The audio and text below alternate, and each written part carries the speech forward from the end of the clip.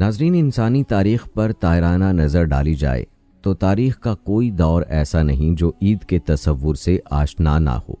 ہر دور میں عید کا تصور پایا جاتا ہے، تاہم اس کی کیفیت اور ماہیت میں تھوڑی سی تبدیلی ہوتی رہتی ہے۔ ایک روایت کے مطابق انسانی دنیا کی پہلی عید اس دن منائی گئی جب حضرت آدم علیہ السلام کی توبہ قبول ہوئی۔ دوسری بار عید اس وقت منائی گئی جس روز حابیل اور کابیل کی لڑائی کا خاتمہ ہوا۔ حضرت ابراہیم علیہ السلام کی قوم نے اس دن عید منائی جس دن آپ علیہ السلام پر نمرود کی بھڑکائی ہوئی آگ گلے گلزار ہوئی۔ اسی طرح انبیاء علیہ السلام کی قوموں نے عیدیں منائی تھیں۔ حضرت یونس علیہ السلام کی قوم نے اس دن عید منائی جب ان کو مچھلی کی قید سے چھٹکارا ملا تھا۔ حضرت موسیٰ علیہ السلام کی امت نے اس روز عید منائی جس روز حضرت موسیٰ علیہ السلام نے بنی اسرائیل کو ظالم فرعون کے مظالم سے نجات دلائی۔ حضرت عیسیٰ علیہ السلام کی قوم آج بھی ان کے یوم ولادت کی مناسبت سے عید مناتی ہے اور دنیا بھر میں اس کا بڑے پیمانے پر اہتمام کیا جاتا ہے۔ اسی طرح عیدیان سماوی اور غیر سماوی میں عید اور دیگر تہواروں کا بہت وسیع تصور پایا جاتا ہے۔ اس کی لمبی تاریخ ہے۔ ہر ملت، قوم اور کلچر کے لوگ مختلف تہواروں کی شکل میں عیدیں مناتے رہے ہیں۔ اسلام نے سال بھر میں عید کے صرف 2 دن مقرر کیے ہیں، ایک عید الفطر کا دن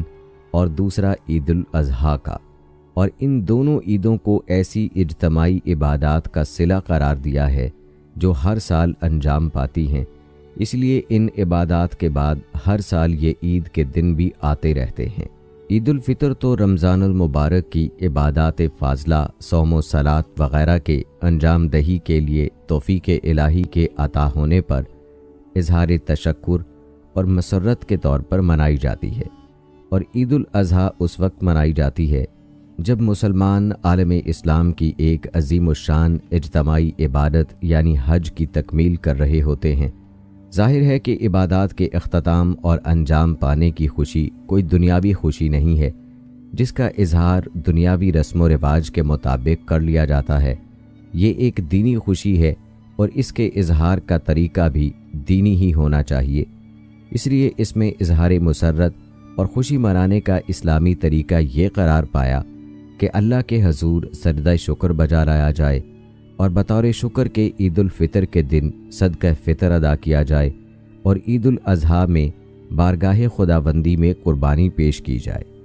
اور اپنے خالق کبریائی اور عظمت اور توحید کے گیت گاتے ہوئے عید گاہ میں جمع ہو کر اجتماعی طور پر سجدہ ریز ہوا جائے اور اس طرح اپنے مالک کی توفیق اور عنایت کا شکر ادا کیا جائے۔ اس اسلامی طریقے پر عید منانے کا طبعی اثر یہ ہونا چاہیے کہ مسلمان اپنی مسرت اور خوشی کے اظہار میں بے لگام ہو کر نفسانی خواہشات کے تابع پڑے رہنے سے باز رہے اور دوسری قوموں کی طرح اس دن میں عیش و نشاط کی محفلیں آراستہ کرنے اور لذت اور سرور میں بدمست ہو کر خدا فراموشی سے پرہیز اور اجتناب کرے۔ مقصد یہ ہے کہ عید کا دن مسلمانوں کے لیے ہنود اور یہود اور عیسائیوں وغیرہ اقوام عالم کے قومی تہواروں کی طرح کا کوئی تہوار نہیں، اور نہ کوئی ایک دفعہ پیش آنے والے کسی تاریخی واقعے کی یادگار کے طور پر ہر سال منایا جاتا ہے، جیسا کہ عموماً دوسری قوموں کے تہوار ایسے ہی یادگار تاریخی واقعات کے ہوتے ہیں، بلکہ یہ دن مسلمانوں کی عبادت کا ہے اور اس کو منانے کے لیے خاص شان کی عبادت نماز کو مقرر کیا گیا ہے۔ یہاں تک کہ جو مسلمان اس دن میں عمدہ لباس پہنتا اور ظاہری زیبائش اور آرائش کرتا ہے، اس کا مقصد اپنے دوسرے مسلمان بھائیوں کے ساتھ عید گاہ میں پہنچ کر شکرانے کے طور پر عبادت کا ادا کرنا ہی ہوتا ہے، اور اس کی ساری زینت اور آرائش کی غرض بھی ایک عبادت کی تکمیل اور اس کو عمدہ طریقے پر ادا کرنا ہوتا ہے۔ افسوس کے ساتھ کہنا پڑ رہا ہے کہ ہم دوسری قوموں کی نکالی میں آ کر رفتہ رفتہ عید کے اس اسلامی تصور اور اس کے حقیقی مقصد کو فراموش کرتے جا رہے ہیں، اور دوسروں کی دیکھا دیکھی ہم نے بھی عید کو ایک قومی تہوار اور محض کھیل تماشا اور تھیٹر سینما کا دن سمجھ لیا ہے۔ اس لیے ہم بھی اس عبادت کو اپنی مرضی اور خواہشات کے مطابق منانے لگے ہیں، یہاں تک کہ بعض جگہ تو عبادت کے لیے عید گاہ بھی جاتے ہوئے اور واپسی کے لیے ڈھول وغیرہ لے جاتے ہیں، اور اس کو اظہار خوشی کا جائز طریقہ سمجھا جاتا ہے،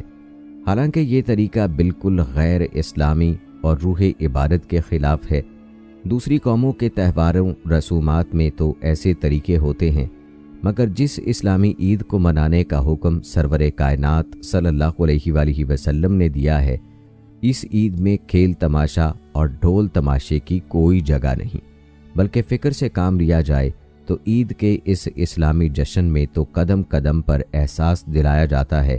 کہ ہم اللہ کے بندے ہیں اور اس کی مرضی کے خلاف کوئی کام کرنے کا ہم کو کوئی اختیار نہیں۔ عید کی شب میں زیادہ عبادت کرنا مستحب ہے اور دن میں روزہ رکھنا حرام۔ اس دن نماز کی 2 رکعتوں کا بطور شکریہ کے ادا کرنا واجب ہے۔ اگر عید جمعے کے دن ہو تو جمعہ اور عید دونوں کی نمازیں پڑھی جائیں۔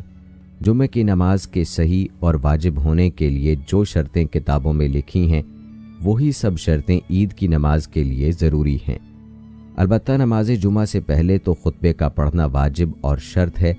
اور عید کی نماز کے بعد خطبہ سنت، لیکن سنت اس خطبے کا بھی جمعے کے خطبے کی طرح ہی واجب ہے۔ خطبے کے وقت کلام وغیرہ سب حرام ہے۔ خطبے میں خاموش بیٹھے رہنا واجب ہے، لہٰذا جو لوگ شور و غل کرتے ہیں وہ گناہگار ہوتے ہیں۔ اسی طرح جو لوگ خطبہ چھوڑ کر چل دیتے ہیں وہ بھی برا کرتے ہیں، اور بعض بیٹھنے والے بھی صف کا خیال نہیں رکھتے، حالانکہ صف سیدھی رکھنا چاہیے۔ جمعے کی نماز کی طرح عید کی نماز کے صحیح ہونے کے لیے شہر اور قصبے یا ایسے بڑے گاؤں کا ہونا شرط ہے جس میں کثرت سے دکانیں ہوں اور اس کی آبادی قصبے کے برابر ہو۔ جو گاؤں اتنا بڑا نہ ہو کہ اس میں جمعہ یا عید کی نماز درست نہیں، تو اس لیے اس میں نماز فرض ادا کرنا لازم ہے، اور چونکہ ایسے گاؤں میں یہ نفلی نماز ہوگی اور نفلی نماز کا اہتمام کے ساتھ باجماعت ادا کرنا مکروہ تحریمی ہے، اور دن کی نماز میں بلند آواز سے قرات کرنا بھی مکروہ تحریمی ہے، اسی وجہ سے ایسے گاؤں میں جمعہ یا عید کی نماز پڑھنا مکروہ تحریمی ہے۔ آئیے ناظرین، اب آپ کو عید کی سنتیں بتاتے ہیں۔ عید کے دن شرع کے موافق اپنی آرائش کرنا، غسل کرنا، مسواک کرنا، کپڑے پہننا، خوشبو لگانا، صبح کو بہت جلد اٹھنا، عیدگاہ میں بہت جلد جانا، عید کی نماز عیدگاہ میں پڑھنا، بغیر عذر شہر کی مسجد میں نہ پڑھنا، ایک راستے سے عیدگاہ میں جانا اور دوسرے راستے سے واپس آنا، عیدگاہ جاتے ہوئے راستے میں اللہ اکبر، اللہ اکبر، لا الہ الا اللہ، اللہ اکبر، اللہ اکبر یہ کہتے ہوئے جانا، سواری کے بغیر پیدل عیدگاہ میں جانا، عید کے دن سنت کے مطابق غسل کرنا، عمدہ لباس پہننا اور عیدگاہ کے راستے میں اللہ کی کبریائی اور بڑائی کا اعلان اللہ اکبر کے ذریعے کرتے جانا، اور پھر دوگانہ نماز میں عام نمازوں سے 6 مرتبہ زیادہ اللہ اکبر سے اللہ کی بڑائی کا اقرار کرنا۔ خوشی کے اس اسلامی طریقے پر عمل کرنے کے بعد کسی انسان کے لیے یہ بات رہ جاتی ہے کہ وہ عیش و نشاط اور کھیل تماشا کی مجلسوں میں شریک ہو اور خدا فراموشی کا مظاہرہ کرے۔ نماز عیدین باہر عیدگاہ میں ادا کرنا سنت ہے۔ یہ نماز اذان اور تکبیر کے بغیر ادا کی جاتی ہے۔ عید کی نماز کا وقت نماز اشراق والا ہے۔ عیدگاہ کو جاتے ہوئے تکبیرات کہنا صحابہ سے ثابت ہے۔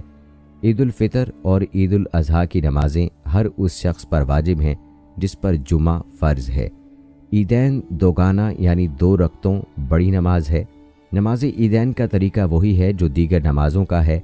فرق صرف اتنا ہے کہ نماز عید میں 6 زائد تکبیریں کہی جاتی ہیں۔ پہلے اس طرح نیت کی جائے کہ میں 2 رکعت واجب نماز عید 6 واجب تکبیروں کے ساتھ پڑھتا ہوں، اور مقتدی امام کی اقتداء کی بھی نیت کرے۔ نیت کے بعد تکبیر تحریمہ اللہ اکبر کہتے ہوئے دونوں ہاتھوں کو کانوں تک اٹھا کر ناف کے ساتھ باندھ لے، اور سبحانک اللہ آخر تک پڑھ کر 3 مرتبہ اللہ اکبر کہے، اور ہر مرتبہ تکبیر تحریمہ کی طرح دونوں ہاتھوں کو کانوں تک اٹھائے اور 2 تکبیروں کے بعد ہاتھ چھوڑ دے، اور تیسری تکبیر کے بعد ہاتھ باندھ لے، اور ہر تکبیر کے بعد اتنی دیر توقف کیا جائے کہ 3 مرتبہ اور کوئی سورت پڑھے اور مقتدی خاموش رہے۔ اور پھر رکوع و سجدہ کے بعد دوسری رکعت میں پہلے امام سورہ فاتحہ اور سورہ پڑھے اور اس کے بعد رکوع سے پہلے 3 مرتبہ پہلی رکعت کی طرح تکبیریں کہیں جائیں اور تیسری تکبیر کے بعد بھی ہاتھ نہ باندھے جائیں، پھر ہاتھ اٹھائے اور پھر چوتھی تکبیر کہہ کر رکوع کیا جائے۔ مقتدی بھی امام کے ساتھ ہاتھ اٹھا اٹھا کر تکبیر کہے اور باقی نماز دوسری نمازوں کی طرح پوری کی جائے۔ ناظرین، عموماً ہر نماز کے بعد دعا مانگنا مسنون ہے، اس لیے نماز عید کے بعد تو دعا مانگنا مسنون ہوگا، مگر خطبے کے بعد مسنون نہ ہوگا۔ امام نماز کے بعد 2 خطبے پڑھے، خطبہ کو تکبیر سے شروع کرے، پہلے خطبے میں 9 مرتبہ تکبیر کرے اور دوسرے خطبے میں 7 مرتبہ، اور دونوں خطبوں کے درمیان خطبہ جمعہ کی طرح اتنی دیر خاموش بیٹھے جس میں 3 مرتبہ سبحان اللہ کہا جا سکے۔ خطبے میں صدقہ فطر کے احکام بیان کیے جائیں۔ بہتر یہ ہے کہ جو شخص نماز پڑھائے خطبہ بھی وہی پڑھائے۔